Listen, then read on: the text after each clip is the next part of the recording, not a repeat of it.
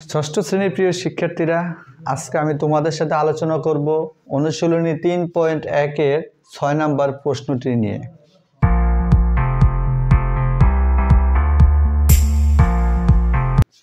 তোমাদের বইয়ে 64 পৃষ্ঠা, এটা তো 65 পৃষ্ঠা হবে, আমি 64 ভুল করে লিখলাম। 65 পৃষ্ঠার 6 নম্বর যে অঙ্কটি আছে সেই অঙ্কটি হলো, নিম্নে প্রদত্ত সংখ্যাদ্বয়ের মধ্যবর্তী পূর্ণ সংখ্যাগুলো মানের ঊর্ধ্বক্রমে সাজাও।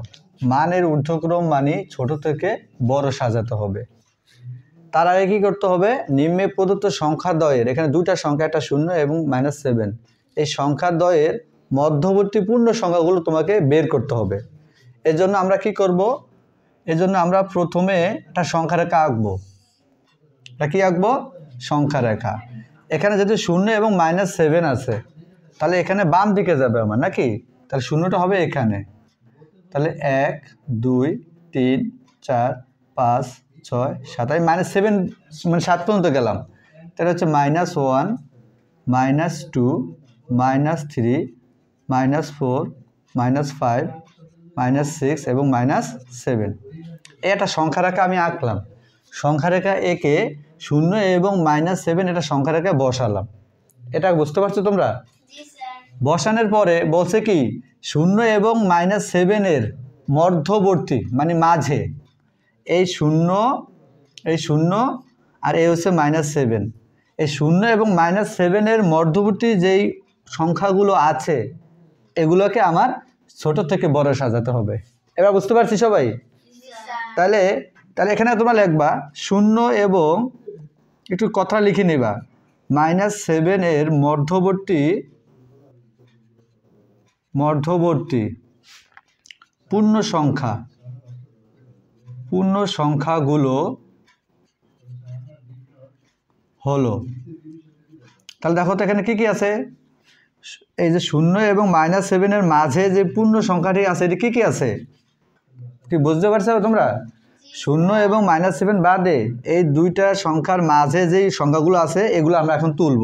তাহলে আছে -6 -5 -4 -3 -2 এবং -1 আছে না নাই? 0 এবং -7 এর মধ্যবর্তী সংখ্যাগুলো আমরা আলাদা করলাম। এখন এটাকে ছোট থেকে বড় করতে হবে। কি করতে হবে?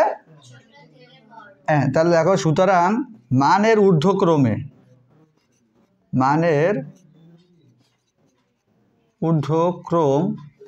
সাজাও। তাহলে মানের ঊর্ধ্বক্রমে সাজালে হবে, মানের ঊর্ধ্বক্রম মানে কি?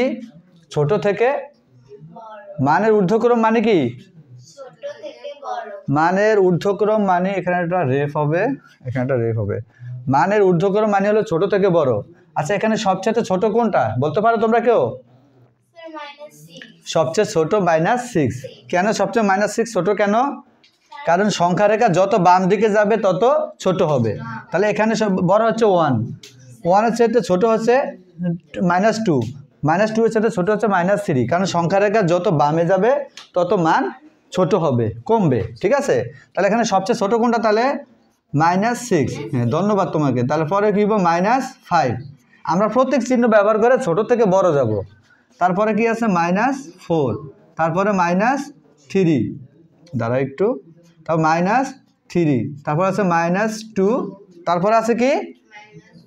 তারপর আছে -1। তাহলে এটা কিভাবে সাজালাম আমরা? এটা কি আমরা বড় থেকে ছোট সাজালাম নাকি ছোট থেকে বড়? ছোট থেকে বড়। মানের ঊর্ধ্বক্রম মানে উপরের দিক, মানে ছোট থেকে বড়। তাহলে সবচেয়ে ছোট হচ্ছে -6, তার চাইতে বড় হচ্ছে -5, তারপর বড় -4, তারপর -3, তার চাইতে বড় -2, তারপর হচ্ছে -1। কারণ সংখ্যা রেখা বাম দিকে যত যাবে তত মান কমবে। এবার বুঝতে পারছো?